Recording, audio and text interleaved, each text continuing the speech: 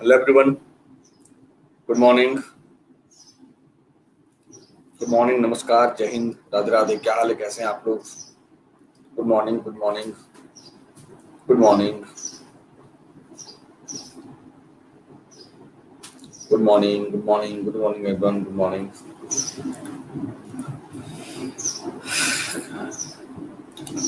कई सारे बच्चों में सवाल है, सर कल क्लास हुई थी या नहीं हुई थी? तो मैं बता दूं, कल मेरी कोई क्लास नहीं थी बच्चे, है ना।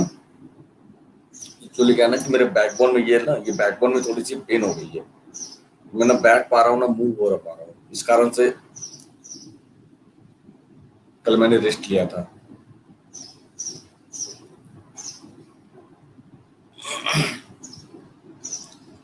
चलिए अब देखें, आज 25 सवाल देखते हैं। शुक्रिया, thank you, love you, good morning, good morning, good morning everyone. और सर्किल में क्यों है सो भाई? अभी देखो कोविड-19 है, कोरोना है, जबरदस्त फैला हुआ है, बिल्कुल। और ये ऐसा स्ट्रेन है कि पता नहीं चल पा रहा है कि कोरोना है या नहीं है, भी इस तरीके से है, मतलब इस इतने जबरदस्त तरीके से है।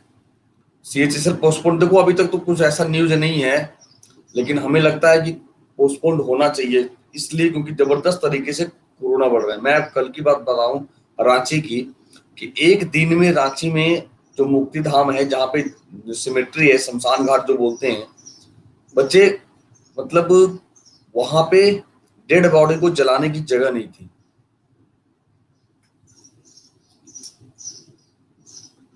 इस तरीके से स्थिति है, इतने खराब सिचुएशन है, इतने खराब स्थिति हो गई है, अब क्या ही बताऊं।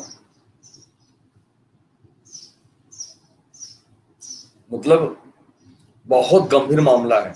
और ये पता है, ये मामला वैसा ही है जैसे आपको याद होगा यूएसए में हुआ था शुरुआत में, और डोनाल्ड ट्रंप ने ना लॉकडाउन लगाया ना कुछ और लगाया, बाकी बात बिल्कुल विस्फोट भ्रष्ट हो गया यूएसए में। ये स्थिति है। अब देखो इलाहाबाद हाईकोर्ट ने भी तो सरकार को डिसीजन दे दिया कड़े फैसले लेने के लिए। हाँ, लोग भी सीरियसली नहीं ले रहे हैं, बिल्कुल यही है। लेकिन बच्चे यही चीज समझ लो कि जितने लोग डेथ करते हैं ना, सरकार के लिए वो नंबर एक नंबर है कि आज 220 लोग मारे गए, 225 लोग मारे गए, लेकिन जिस फैमिली का जाता है ना, उसके भरपाई हम कर नहीं पाते हैं। तो आपको और हमें सतर्क रहना है, आपको और हमें सतर्क रहना है, सरकार को नहीं। सरकार के लिए वो एक नंबर है बस, सरकार के लिए एक आंकड़ा है, डेटा है। ये स्थिति है, ठीक है। तो बस अपने आप को सेफ रखना।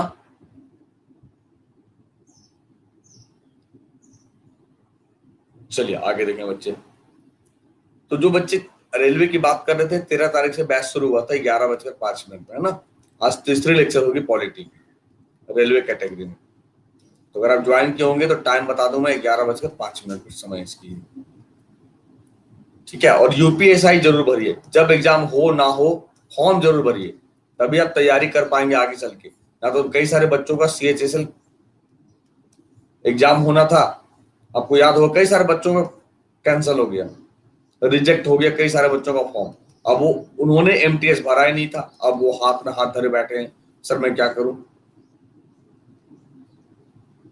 ओहो हंस, गेट वेल सून, सुरक्षित रहना अपने आप को, है ना। और देखो आज थर्सडे है, आने वाले संडे को भी कॉम्बेट होगा, तो आप पार्टिसिपेट जरूर करना बच्चे कॉम्बेट में, ठीक है। इस बार सैटरडे को भी फेस्टिवल है, लगातार क्लासेस, तो कई सारी चीजें स्टैटिक जी के जो आप छोड़ते हो, रिवीजन नहीं कर पाते हो, वो करवा दूंगा इस बार भी, है ना। तो तैयार रहना। नहीं, कल कोई क्लास नहीं होता जय। अनअकैडमी पे आपको या आपके दोस्त है जिनको भी सब्सक्रिप्शन लेना हो, तो आप रेफरल कोड लगाकर बाबा 10 10% का फायदा उठा सकते हो ना। आइए देखिए सवाल नंबर 1। आज आपका एग्जाम है सीएचएसएल का, बेस्ट ऑफ लक। देखो सवाल नंबर 1 क्या कहता है, आराम से देखना, सब गलत जवाब मत देना। In terms of total land area, what is India's rank in the world in the list of largest countries. कुल भूमि क्षेत्र के संदर्भ में सबसे बड़े देशों की सूची में दुनिया में भारत का रैंक क्या है? 4, 5, 6 या 7? सवाल नंबर 1।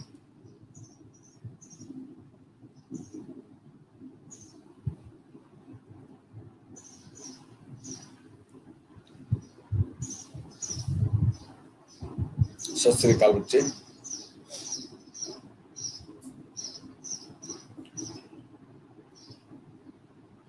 देखो, दो चीजें हमेशा याद रखना। सवाल बनती है एक एरिया को लेके और एक पॉपुलेशन को लेके।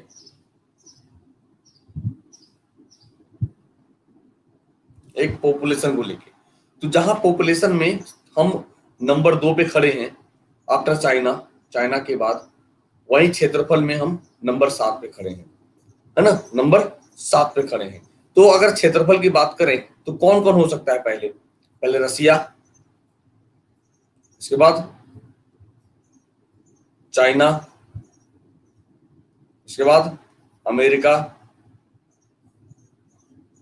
ब्राजील, नहीं कनाडा। अच्छा, कनाडा।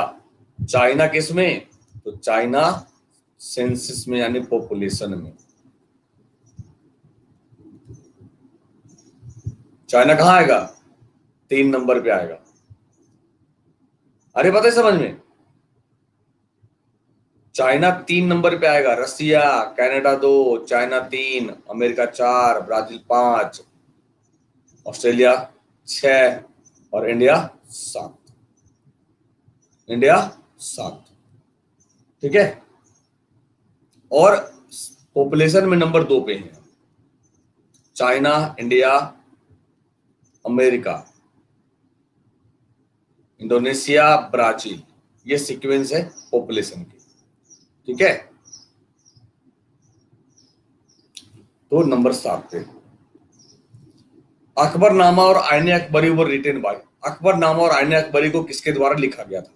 अकबर, जियाउद्दीन बर्नी, अबुल फजल या अब्दुल कादिर बदायूनी? सवाल नंबर 2। ये सब 2019 के सवाल है, सब 2019 के सवाल है जो CHL पूछा था।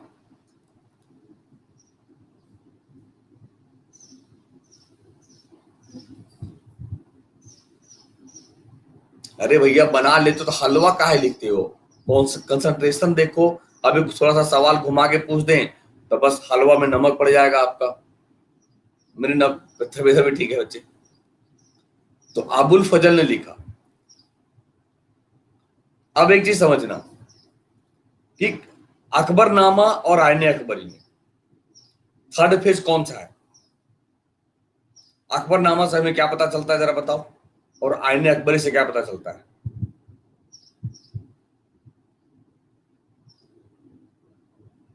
बताओ।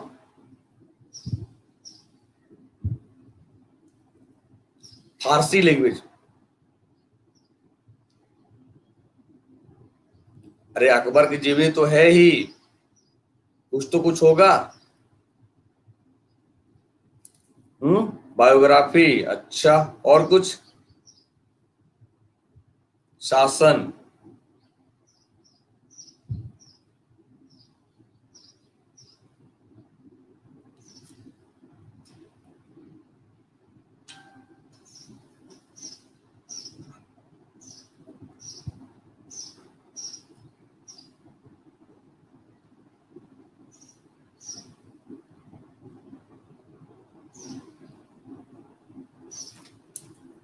अच्छा एक क्वेश्चन और बताओ, छोड़ो, सही है।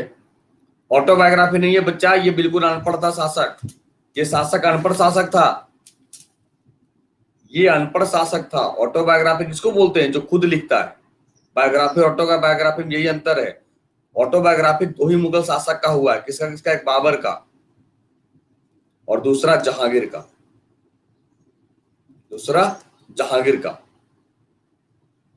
आई बात समझ में? बाकी बात, अब हुमायूंनामा देखोगे तो हुमायूंनामा क्या है? ये ऑटोबायोग्राफी नहीं, बायोग्राफी है। किसने लिखा है? गुलबदन बेगम ने लिखा है। गुलबदन बेगम ने लिखा है ना। तो ये समझना कि बायोग्राफी किसे कहते हैं, ऑटोबायोग्राफी किसे कहते हैं, गलती मत लगाओ कभी। तमिलनाडु में कपालेश्वर मंदिर किस भारतीय भगवान को समर्पित है? विष्णु, दुर्गा, ब्रह्मा, शिव। सवाल नंबर 3।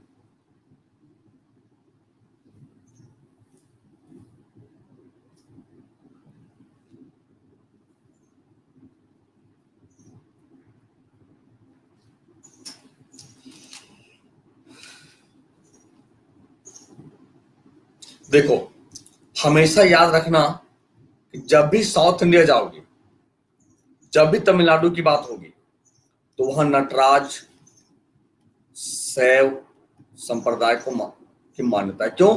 क्योंकि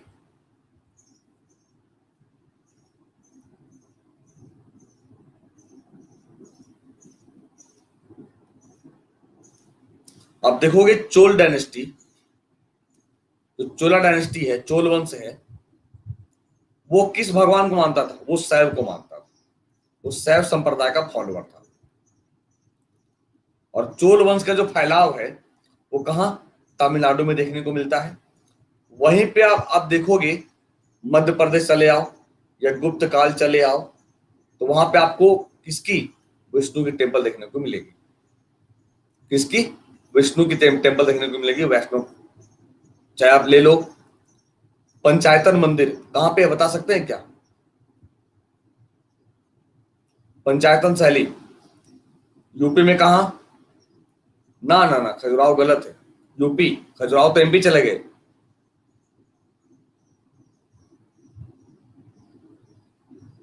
झांसी, जिसको हम एक और नाम से जानते हैं, दशावतार, है ना? दशावतार टेम्पल, जिसे हम पंचायतन बोलते हैं, पंचायतन शैली में बना हुआ है।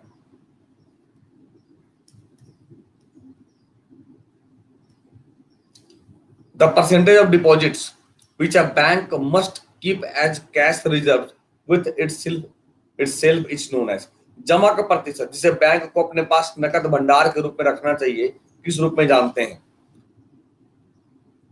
तरलता आरक्षित अनुपात, या statutory liquidity ratio, capital output ratio, या कैश रिजर्व रेशियो। सवाल नंबर 4।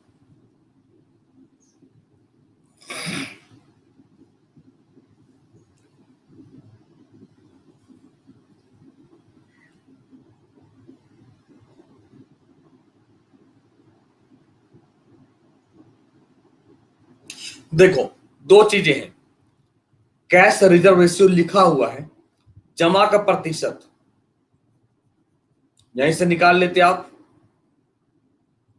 तो जमा का एक निश्चित प्रतिशत बैंक अपने पास नकद भंडार के रूप में रखती है, जिसे हम कैश रिजर्व रेशियो, नकद आरक्षित अनुपात के नाम से जानते हैं। नकद आरक्षित अनुपात कहते हैं उसे, है ना? सियारा। Who is the 47th chief justice of India? N V Ramana, Deepak Mishra, Ranjan Gogoi, S C Bobde. सवाल नंबर 5।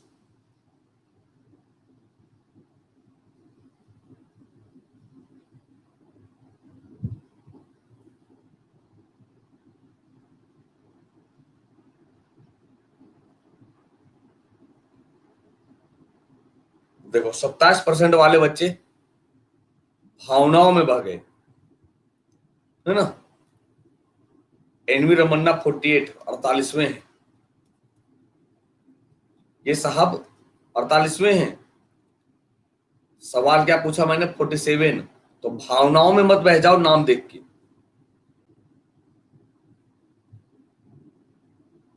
ठीक है? और Ranjan Gogoi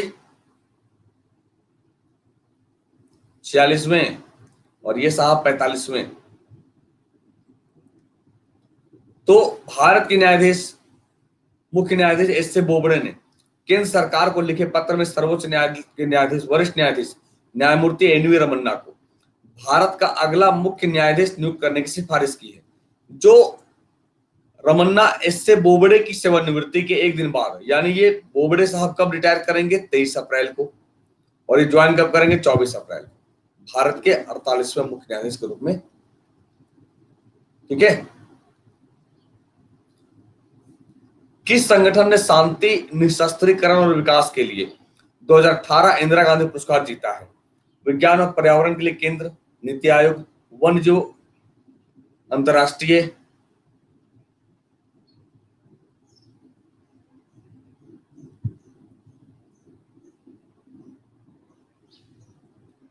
yes sir, David Attenborough. सवाल नंबर 6।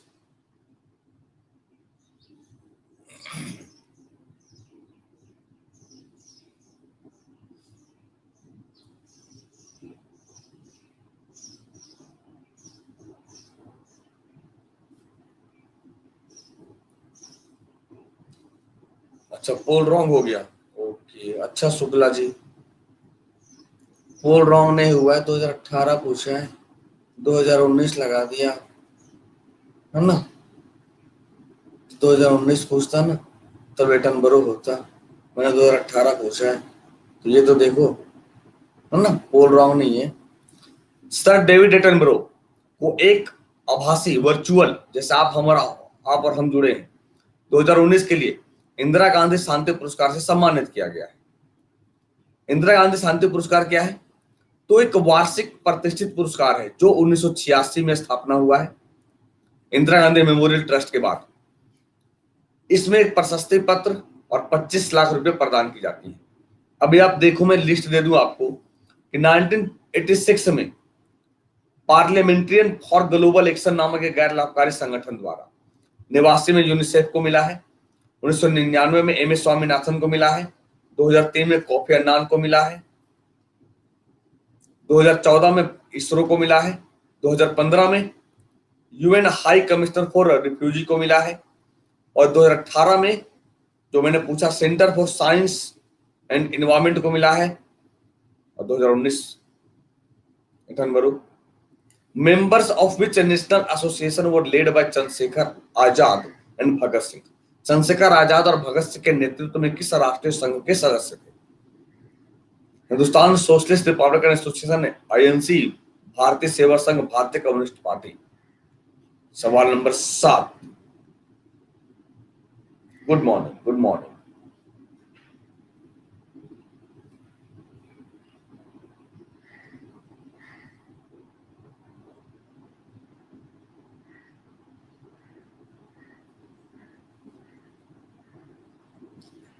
दिल्ली की कानपुर मतलब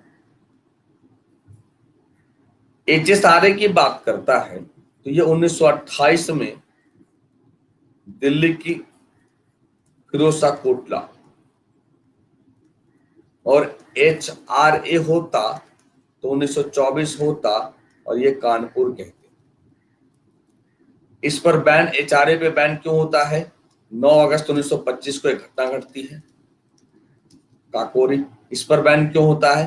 क्योंकि जेपी सौंदर्य की हत्या कर दी जाती है भगत सिंह के द्वारा। अच्छा, 1925 होगा एचआरए। हाँ ठीक है, तो आप 1928 मान लीजिए बच्चे, 1925 आप 1928 मान लो, आपको किसने रोका है ना। कालिन भैया, किंग्स ऑफ मिर्जापुर, मुन्ना भैया गोली मार देंगे 1925 लगाइएगा तो, है ना। भारत के प्रसिद्ध मठों के संदर्भ में निम्नलिखित में से कौन सा जोड़ा गलत है? तवांग अरुणाचल प्रदेश, की हिमाचल प्रदेश, रुमटेक सिक्किम, घूम जम्मू कश्मीर। सवाल नंबर 8। कालिन भैया गलती बता दी, तो मुन्ना भैया गोली मारेंगे फिर अब।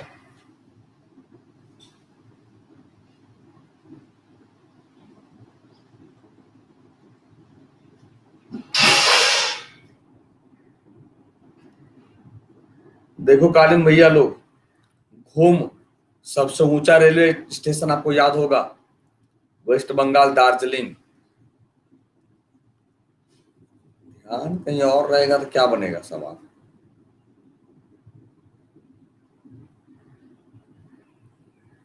आई बात समझ में? तो घूम कहां पे? दार्जिलिंग में है। ठीक है, बाकी बचे सारे के सारे सही है, तवांग, रुमटेक के। आगे देखो, अलग अलग परमाणु संख्या वाले विभिन्न तत्वों के परमाणु समान द्रव्यमान संख्या वाले के रूप में जानते हैं। आइसोबार, आइसोटॉप, आइसोलाइन या आयन। सवाल नंबर 9।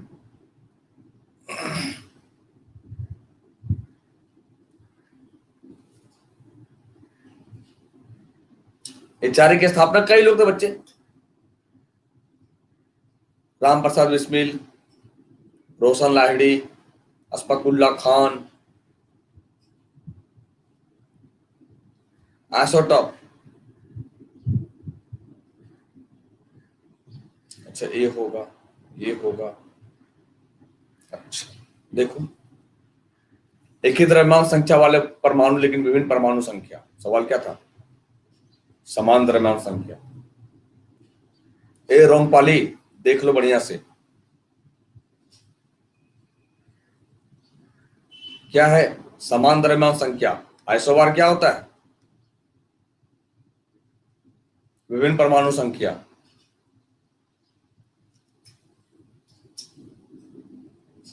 आ रही बातें समझ में? क्या अभी भी पोल रॉन्ग है?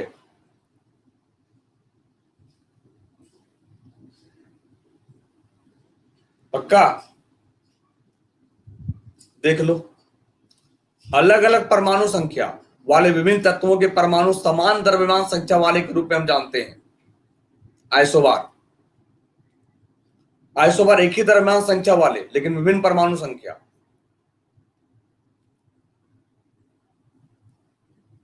तो बिल्कुल आइसोबार इज करेक्ट। अरे हाँ भैया, हो गया, हो गया, हो गया, बर्दाश्त तो कर लो। आइसोटोप में समान होगा, इसलिए देख रहे हो कितने सारे। उदाहरण के लिए कार्बन और नाइट्रोजन की परमाणु संख्या क्रमशः 6 और 7 है, और कार्बन 14 में एक समस्थानिक, इसका द्रव्यमान संख्या 14 है नाइट्रोजन के समान। तो इसीलिए कार्बन और नाइट्रोजन क्या होगा, आपस में आइसोबार है।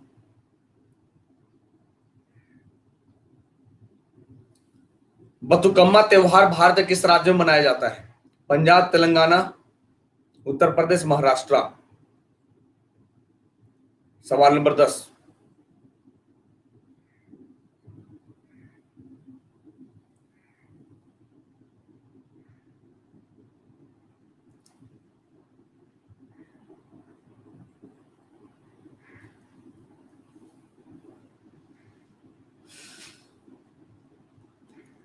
परसों वाले पेपर में पूछा था, तेलंगाना हाई कोर्ट की चीफ जस्टिस, परसों सीएसएसएल वाले पेपर ने पूछा था तेलंगाना की चीफ जस्टिस कौन है? हिमा कोहली।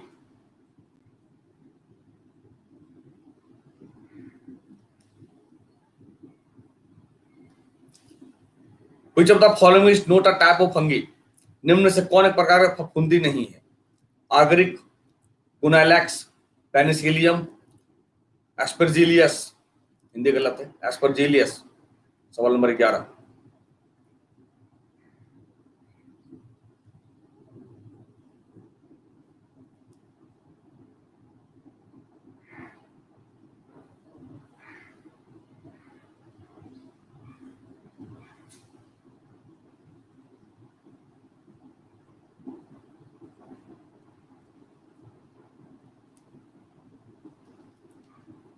देखो, ये शैवाल है बच्चे, अलगी,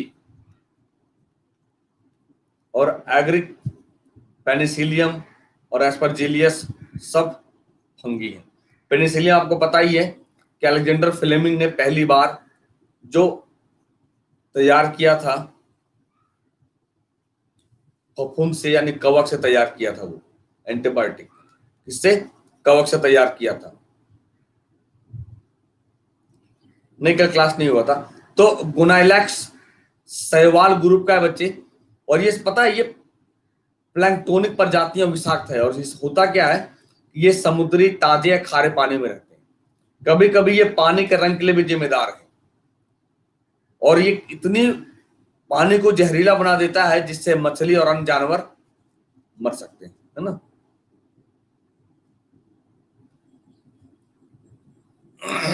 which of the following is not a coastal landform? कौन तटीय क्षेत्र नहीं है? मॉरनेस, सी केव्स, सी क्लिफ, सी स्टैक्स। सवाल नंबर 12। देख लो कैसे कैसे सवाल पूछा है सीएचएसएल 2019 में।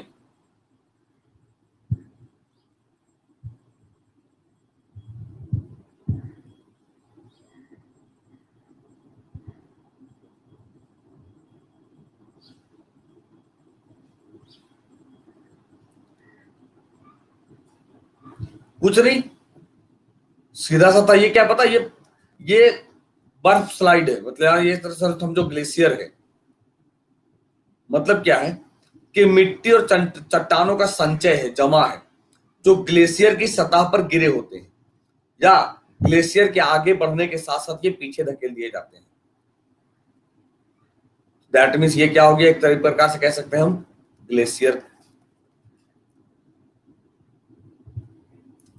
किसने हीरो इंडियन सुपर लीग 2018-19 जीता है?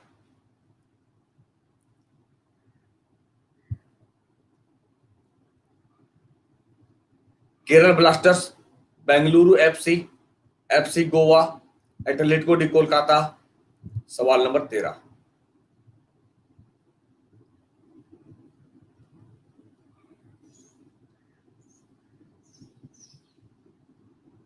किसे हराया था? हराया किसे था?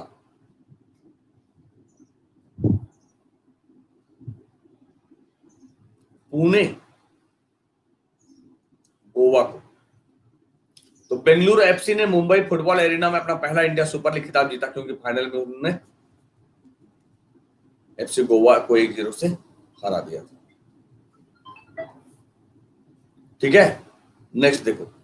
पेटीएम ने नवंबर 2018 में ग्राहकों को बीमा प्रीमियम भुगतान ऑनलाइन करने में मदद करने के लिए किस संस्था के साथ भागीदारी की है?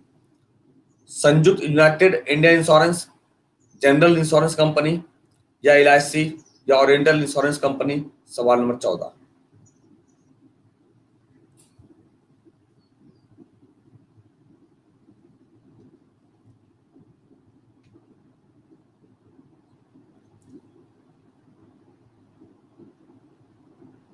क्या हो गया? तो एलआईसी, लाइफ इंश्योरेंस कॉर्पोरेशन, जीवन बीमा निगम। जीवन के साथ में, जीवन के बाद में 1956 में इसकी स्थापना की जाती है। आमतौर पर इस्तेमाल किया जाने वाला विटामिन बी कॉम्प्लेक्स कितने विटामिनों का निर्माण करता है? 8, 10, 12, 6। सवाल नंबर 15।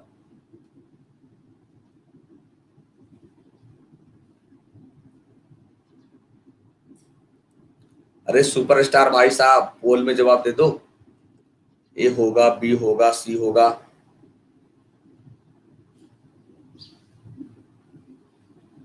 कितने होंगे? तो बी कॉम्प्लेक्स में 8 विटामिन होते हैं।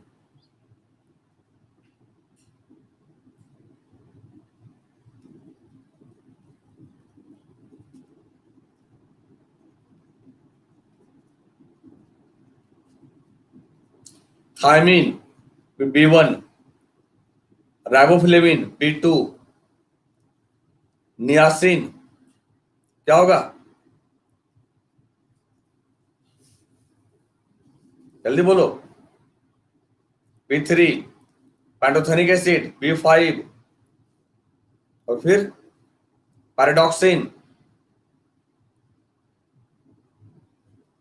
इसके बाद फिर बायोटीन, और B9 या B11 कहेंगे लिखा मिलता है फॉलिक एसिड, और साइनोकोबालामिन।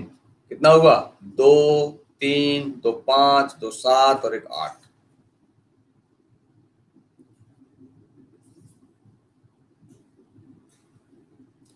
संविधान सभा ने भारतीय संविधान को कब अपनाया था? 26 नवंबर 1949 को, 26 नवंबर 1947 को, 26 जनवरी 1950 को, 26 जनवरी 1947 को। सवाल नंबर 16।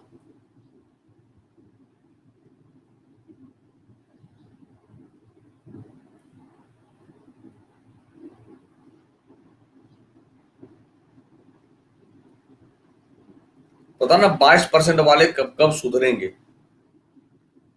समझ नहीं आता है।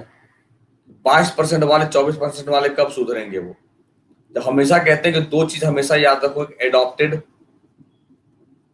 और इम्प्लीमेंटेड। हिंदी अगर भूल जाते हो तो। एडॉप्ट मतलब होता है स्वीकार करना, इम्प्लीमेंट मतलब होता है लागू करना। जब लागू की बात होगा तब हम ले आएंगे इसको, स्वीकारना ये होगा। गैसों का आदान प्रदान पौधे के उत्तक के किस भाग से होता है? फ्लोएम, जाइलम, स्टोमेटा, या मिडरिब। सवाल नंबर 17।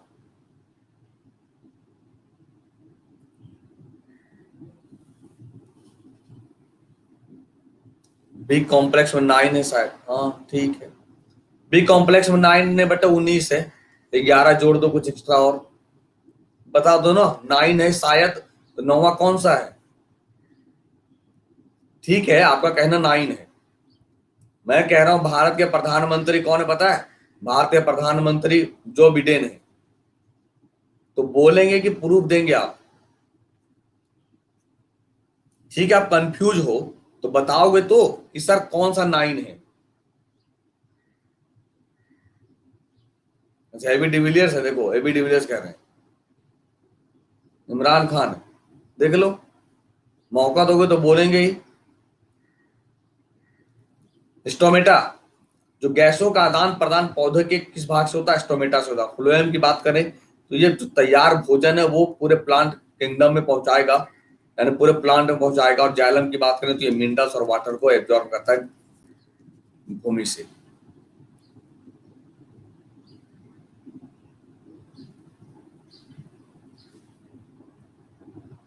जनवरी 2021 में तक कृषि एक विषय के रूप में संविधान की किस सूची में शामिल है?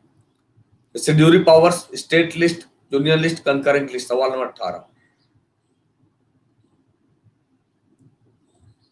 ये क्लास का टाइम क्या है? इस क्लास का टाइम 8:05 पे है माय डियर।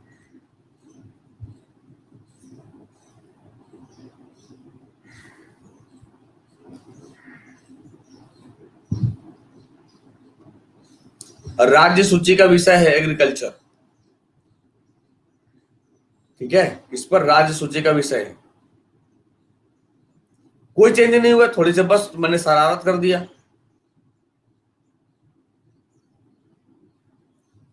मैंने शरारत कर दिया। अरे भाई मेरे, राज्य सूची को बिल्कुल स्वतंत्र छोड़ दिया है, बनाइए। बाकी बात केंद्र बनाएगा तो क्या होगा? प्रॉब्लम होगा क्या? ये राज्य सूची के अंतर्गत है, पूरी फ्री, बिल्कुल फ्री छोड़ दिया है कि भैया आप एग्रीकल्चर पे जो करना है करो। अरे यार कैसे बातें करते हो? यूनियन गवर्नमेंट बिल क्यों लाया? पूरे भारत के लिए सेंट्रल गवर्नमेंट देखेगी नहीं देखेगी? सेंट्रल गवर्नमेंट देखेगी नहीं देखेगी? अगर मान लो पूरे भारत के लिए बिल बनाना है तो कोई जरूरी है इस सब्जेक्ट में रहेगा तभी काम होगा हमारा?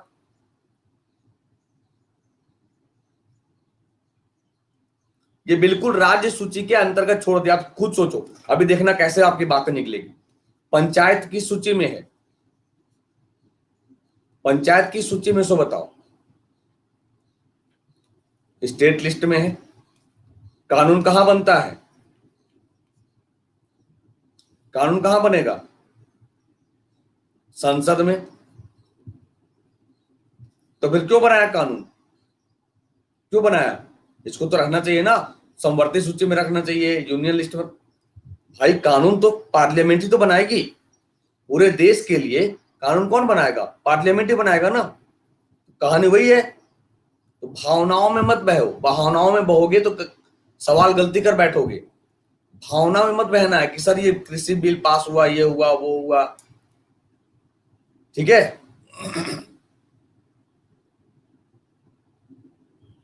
अरे कुछ पूछे, 2021 पूछे, वो पूछे, बस मैंने थोड़ा सा शरारत किया, ये डाल दिया। सीधा पूछ दे कृषि एक विषय के रूप में ये था, मुझे लगा चलो यार थोड़ा सा ये कर दूं, थोड़ा कंफ्यूजन क्रिएट करूं आपके मन में। अब तो कंफ्यूज नहीं हो ना?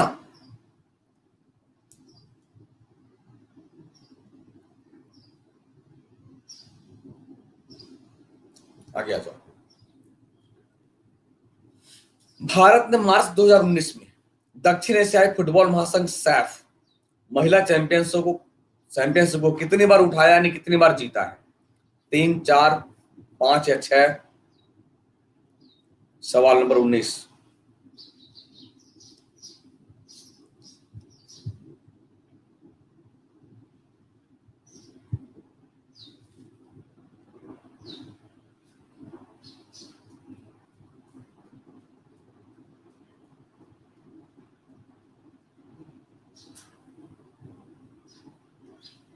कितनी बार जीता है?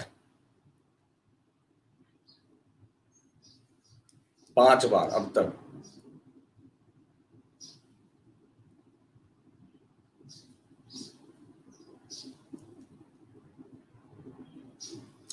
बच्चों को मुफ्त और अनिवार्य शिक्षा का अधिकार, राइट टू एजुकेशन अधिनियम जो 6 से 14 वर्ग आयु के प्रत्येक बच्चे को शिक्षा का मौलिक अधिकार देता है, किस वर्ष स्वीकार किया गया था?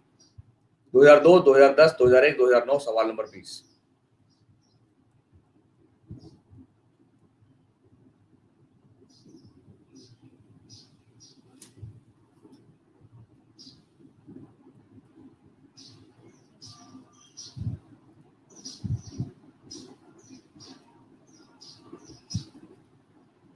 दो चीजें हैं, 86 अमेंडमेंट एक्ट 2002 से शामिल किया गया संविधान में, शामिल तो पूछा नहीं, कब स्वीकार किया गया पूरे भारत में से? तो 1 अप्रैल 2010 को पूरे भारत में स्वीकार किया गया। तो दो चीजें हैं, कई बार समझा चुका हूं आपको कि जब कहेगा कब शामिल किया गया भाई संविधान में, तो ये बता दो। तो 21A बच्चों का जो शिक्षा का अधिकार है 86वें संविधान संशोधन 2002 से, जो 11वां कर्तव्य बन जाता है माता पिता का, पेरेंट्स का 11वां कर्तव्य है ये। लेकिन 1 अप्रैल 2010 से ये स्वीकार की जाती है पूरे भारत में कानूनन रूप से। तब काहे कंफ्यूज करते हो? किस वर्ष में सारागढ़ी की लड़ाई लड़ी गई थी? 1880, 1870, 1897, 1890। सवाल नंबर 21। आप लोग ना रिवीजन नहीं करते हो, इसलिए गलती करते हो आप। एग्जाम एनालिसिस देख लेते बच्चे, एक्चुअली क्या ना, थोड़ा क्वेश्चन ढूंढने दो मुझे, देख लूंगा फिर मैं करा दूंगा, है ना।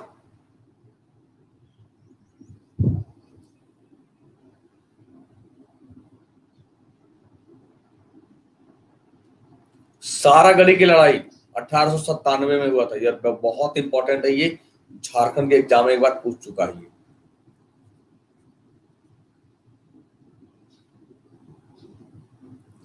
सारागढ़ी की लड़ाई ब्रिटिश और अफगान आदिवासियों के बीच 12 सितंबर 1897 को लड़ी गई थी, है ना।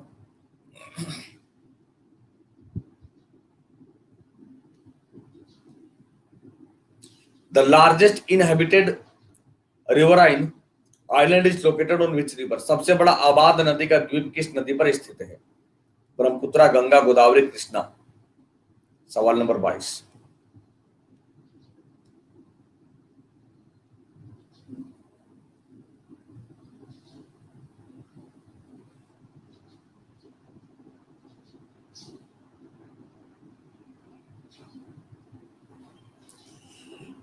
आबाद यानी जनसंख्या वाला, तो माजुली, और भारत का एकमात्र आइलैंड डिस्ट्रिक्ट जिसको मान्यता प्राप्त है भारत सरकार द्वारा, रिवर आइलैंड डिस्ट्रिक्ट, है ना, असम में।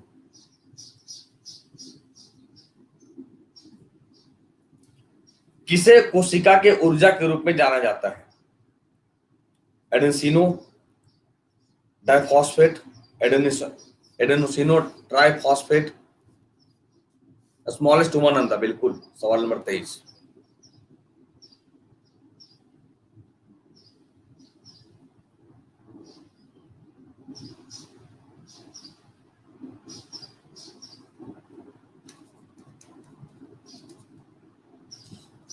एटीपी जो कोशिका का ऊर्जा गिरा, माइटोकॉन्ड्रिया, टूटता किसमें है? एटीपी में। Option number 20 correct, adenosine triphosphate. किस फिल्म ने आईफा का सर्वश्रेष्ठ फिल्म पुरस्कार 2018 जीता है? Raazi, Tumhari Sulu, Newton, Hindi medium. सवाल नंबर 24।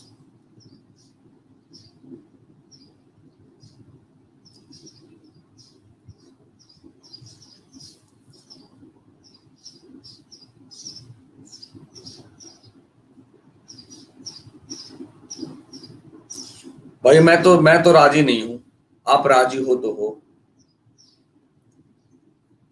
क्योंकि 2019 में राजी हुए हैं, मैं राजी हूं नहीं, मैं तो तुम्हारे सुल्लू हूं, है ना। 2018। बेटा ये बताओ 2020-21 में जब कुछ हुआ ना है तो क्या करोगे? बेस्ट एक्टर 2019 की बात करें तो ये आपके सामने है, रणवीर सिंह पद्मावत। एक्ट्रेस की बात करें, आलिया भट्ट राजी, बेस्ट फिल्म राजी, और बेस्ट डायरेक्टर श्रीराम राघवन अंधाधुंध। 1739 में करनाल का युद्ध नादिर शाह और निम्नलिखित में से किसके बीच लड़ा गया? जरा बताएं आप। अकबर शाह, बहादुर शाह जफर, औरंगजेब, मोहम्मद शाह। सवाल नंबर 25, ये रहा ऑप्शन, जवाब बताइए क्या होगा।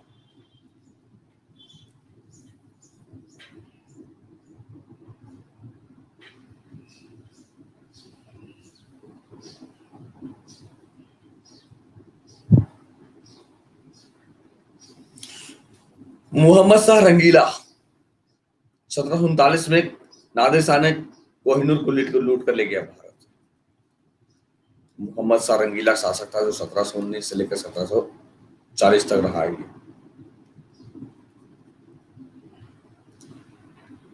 रैंक दीजिए, लीजिए रैंक, आज दे ही दें।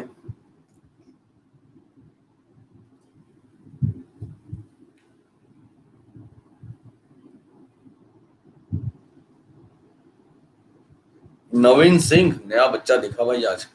सुमित, ऋषभ, दीपू, सूरज, जोगेश्वर, नीरज, धर्मेंद्र, नरेंद्र।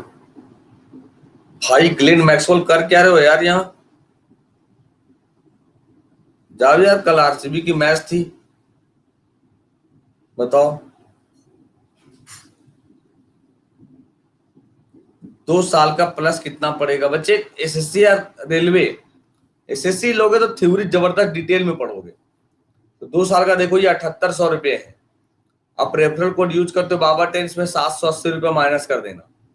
आप रेगुलर आते हो तो आपके पास कुछ क्रेडिट पॉइंट्स होते हैं, फिर उसमें से 10% माइनस करोगे। मतलब ये सोच के चलो कि लगभग 6500 रुपये पड़ते हैं आपके 2 साल।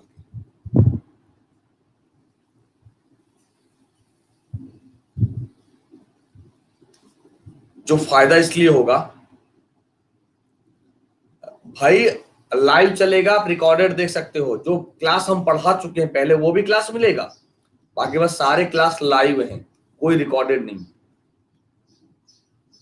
चाहे वो मैथ्स हो, रीजनिंग हो, इंग्लिश हो, या जीके जीएस हो, जिनसे पढ़ना चाहो। बेटा सिलेक्शन के लिए हमेशा याद रखना, स्टडी में इन्वेस्टमेंट कभी बुरा नहीं होता है। ईएमआई तब मिलेगा बच्चे जब आपके पास क्रेडिट कार्ड है।